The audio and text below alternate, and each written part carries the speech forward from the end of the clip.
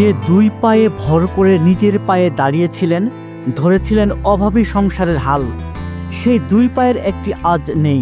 যে পা দিয়ে গাড়ির ব্রেক চেপে অন্যদের রাখতেন নিরাপদে, সেই পা দুটির একটি হারিয়েছেন। এক পা হারিয়ে থমকে গেছে তার জীবনের গতি। এমন এক দুর্বিষহ জীবন কাটাচ্ছেন আরাফাত হোসেন। গত বছরের গণ অভ্যুত্থানে অংশ নিয়ে পুলিশের গুলিতে আহত হন তিনি, কিন্তু রক্ষা করা যায়নি তার পা।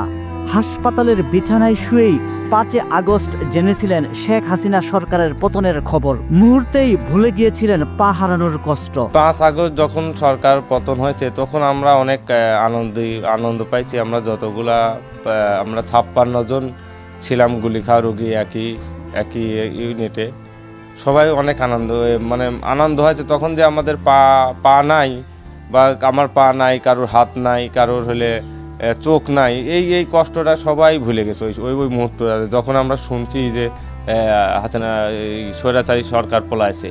পাবনা সদর উপজেলার মনোহরপুর গ্রামের সিরাজুল ইসলাম ও কুমেলা খাতুন দম্পতির 8 সন্তানের মধ্যে চতুর্থ আরাফাত। এক ব্যবসায়ীর প্রাইভেট কার চালক হিসেবে চাকরি করতেন ঢাকার উত্তরার 7 নম্বর সেক্টরে। 18 জুলাই সকাল 9টার দিকে আন্দোলনরত ছাত্ররা উত্তরার প্রধান সড়কে জমায়েত হয়। নিজেকে ধরে রাখতে না পেরে সেই আন্দোলনে ছুটে যান আরাফাত। তার নিজের মুখেই শুনুন সেদিনের ঘটনা। একটা গুলি এসে আমার পায়ে লাগে, আমি টের পাই নাই যে কখন আমার পায়ে গুলি লাগছে। যখন আমি পা উঠাইতে গেছি তখন দেখি আমার পা ওঠে না। পরে আমি পায়ের দিকে তাকা দেখি শুধু রক্ত আর রক্ত, আমার রক্তে পা দিয়ে বেয়ে খালি রোডে পড়তেছে। পরে আমার কিছু ছাত্র ভাইয়েরা আমাকে ধরে নিয়ে ওখানে কিষেন ক্লিনিক হসপিটালে নিয়ে যাওয়ার পরে ওখানে পুলিশ যায়, হুমকি দেয় হসপিটাল কর্তৃপক্ষ যে কোনো গুলি খাওয়া রোগীর চিকিৎসা করলে তোমাদের সমস্যা হবে। পরে ওনারা আমাকে আর কোনো চিকিৎসা দেয় না। পরে ওখান থেকে আমার খালাতো ভাই আসে আমাকে নিয়ে ওখান থেকে ঢাকা পঙ্গু হাসপাতালে নিয়ে আসে। পঙ্গুতে যাওয়ার পরে ওরা ডাক্তাররা দেখে বলে যে আমার পার মাসেল মারা গেছে, আপনার পা কেটে ফেলতে হবে।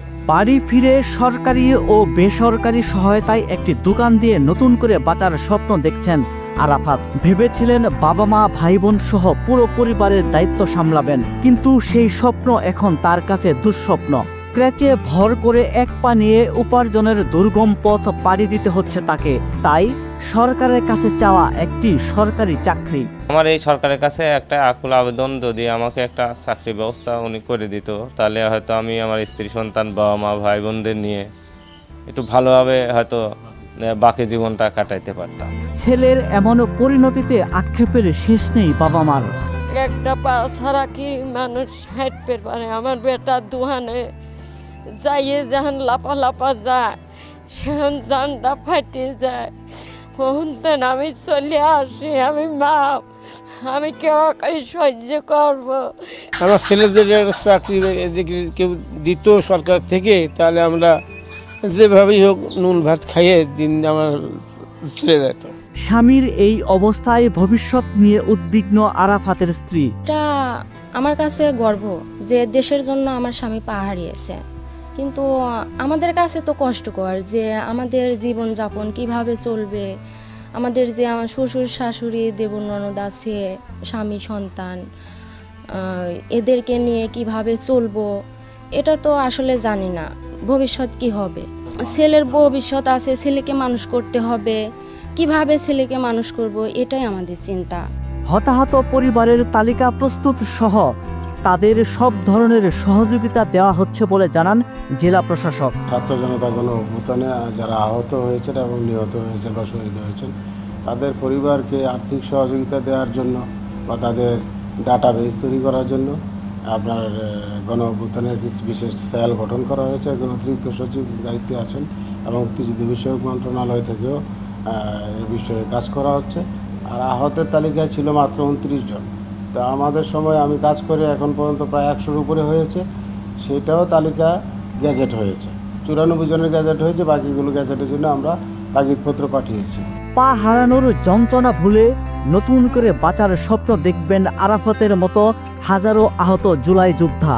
তাদের পাশে থাকবে সরকার, এমনটাই প্রত্যাশা সবার।